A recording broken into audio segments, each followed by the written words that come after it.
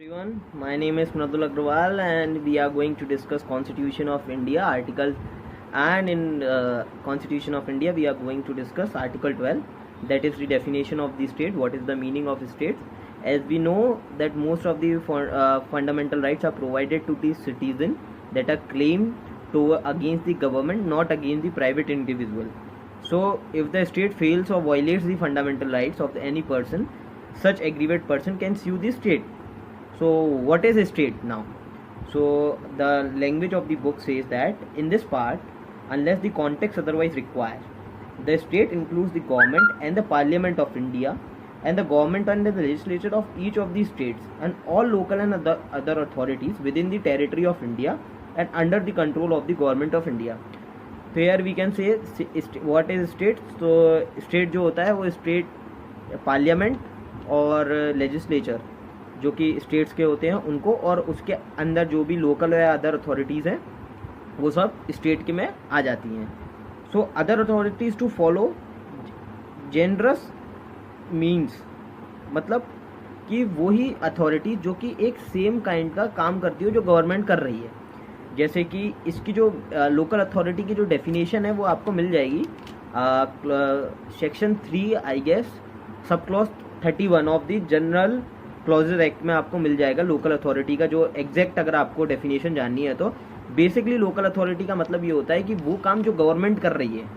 वही काम ये अथॉरिटी भी करें, या फिर इनका वॉच ऊपर से इन पे इनका देख रखाव गवर्नमेंट के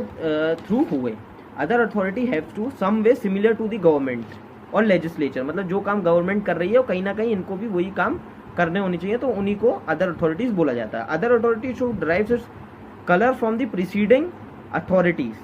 मतलब जो प्रीसीडिंग 3 अथॉरिटीज़ हैं, चाहे वो गवर्नमेंट ऑफ इंडिया हो या लेजिस्लेचर हो या पार्लियामेंट हो, इनकी जो अथॉरिटीज़ है लोकल और अदर अथॉरिटीज़ की, ये इन्हीं से आनी चाहिए, मतलब इन्हीं के थ्रू इनको मिलनी चाहिए और इनका सॉर्विजाइन नेचर होना चाहिए, मतलब इन पर कोई एक्सटर्नल फोर्सेस नहीं होना चाहिए, इन पर किसी तरह का कोई दबाव नहीं होना चाहिए. एक केस था Ujjam Bai versus state of UP का, जिसमें ये बोला था सुप्रीम कोर्ट ने कि जो अप्रोच है कॉमन थ्रेड का, मतलब ऐसा बोला जाता था कि पहले कि एक लैटिन वर्ड था वो फॉलो किया जाता था, एक लैटिन प्रिंसिपल, कि अगर सेम तरह की कोई एक्टिविटी कर रही है, चाहे वो ऑर्गेनाइजेशन ऊपर की हो चाहे नीचे की हो, तो फिर उसको एक तरह से सिमिलर मान लेते थे. लेकिन Ujjam Bai versus state of UP में इसको मना कर दिया गया कि अब ऐसा नहीं होगा. अगर कोई अथॉरिटी सेम काइंड का नेचर कर रही है तो ज़रूरी नहीं है कि वो गवर्नमेंट ऑफ इंडिया या पार्लियामेंट या लेजिस्लेचर ऑफ स्टेट्स के अंदर हो. अब दूसरा केस आया, एक और कौन सा केस था, Rajasthan electricity board versus Mohanlal का. इसमें क्या हुआ था ना, it was held that the body created by any constitution law is qualified to be other authority without fulfilling supervision of governmental function. इसमें यह बोला गया इस वाले केस में कि कोई भी इंस्टीट्यूट अगर क्वालिफाइड है कॉन्स्टिट्यूशन के, तो उसको विदाउट सर्वेजाइन नेचर का या गवर्नमेंटल फंक्शन के उसको भी लोकल अदर अथॉरिटीज़ में माना जाएगा. जैसे कि आजकल अपन देखते हैं कि बहुत सारी ऐसी कंपनीज़ हैं जो कि गवर्नमेंट के थ्रू, मतलब उन पर कंट्रोल गवर्नमेंट का होता है, मतलब वो ओन नहीं है गवर्नमेंट, उनको चला नहीं रही है, उनके शेयर्स नहीं है, लेकिन उन पर कहीं ना कहीं एक तरह से गवर्नमेंट का प्रेशर होता है, एक मोनोपोली होती है गवर्नमेंट की. जैसे कि ONGC हो गया, LIC हो गया, IFS हो गया. तो इसमें क्या होता है ना कि अथॉरिटीज़ जो क्रिएटेड हैं वो स्टेट कमर्शियल वर्क कर रहे हैं, लेकिन उनको अदर अथॉरिटीज़ के अंडर में माना जाएगा. अगर कमर्शियल वर्क करते हुए कोई भी, अगर ऐसा नहीं है कि अगर कोई कमर्शियल वर्क कर रही है कोई ऑर्गेनाइजेशन, तो वो अदर अथॉरिटीज़ में और गवर्नमेंट में नहीं आएगी, ऐसा ज़रूरी नहीं है. कमर्शियल वर्क करते हुए भी कोई भी ऑर्गेनाइजेशन गवर्नमेंट के अधीन आ सकती है, गवर्नमेंट उस पर टेक ले सकती है. इसके बाद एक और केस हुआ था RD Shetty versus international AA का, जिसमें क्या हुआ था ना कि सुप्रीम कोर्ट ने ये बोला था that if the government has a degree of control and extra ordinary financial assistant such private body will also come under the other authority. मतलब अगर कोई ऐसी अथॉरिटी है, ऐसी ऑर्गेनाइजेशन है जिसपे एक्स्ट्रा ऑर्डिनरी फाइनेंशियल असिस्टेंट्स या एक्स्ट्रा ऑर्डिनरी गवर्नमेंट का कंट्रोल है, एक डिग्री ऑफ कंट्रोल है, तो उसको भी अदर अथॉरिटी के अंडर में माना जाएगा, उसको भी गवर्नमेंट की अंडर ऑर्गेनाइजेशन में माना जाएगा। नेक्स्ट, इसमें 5 क्राइटेरिया बताए थे सोम प्रकाश वर्सेस यूनियन ऑफ इंडिया के केस के अंदर में, कि एक 5 क्राइटेरिया बताई थे कि किसी भी एक ऑर्गेनाइजेशन को अगर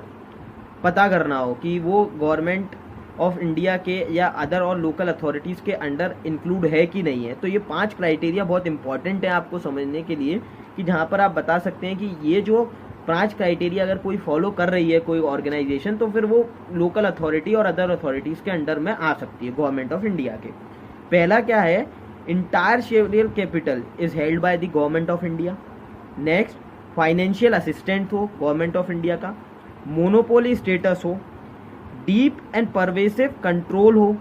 स्टेट का, गवर्नमेंट का उसके ऊपर,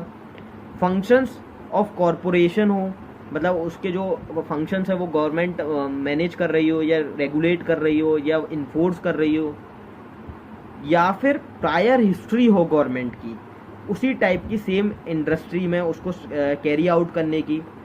या फिर कुछ एलिमेंट ऑफ अथॉरिटी और कमांड वेस्टेड हो उन सच अथॉरिटीज़ में। तो ये बेसिकली 5-6 पॉइंट हैं जिस पे आप बेसिस पे एनालाइज कर सकते हो कि कोई भी एक अथॉरिटी एक गवर्नमेंट ऑफ इंडिया के अंदर लोकल और अदर अथॉरिटीज़ में आती है कि नहीं। अब एक केस था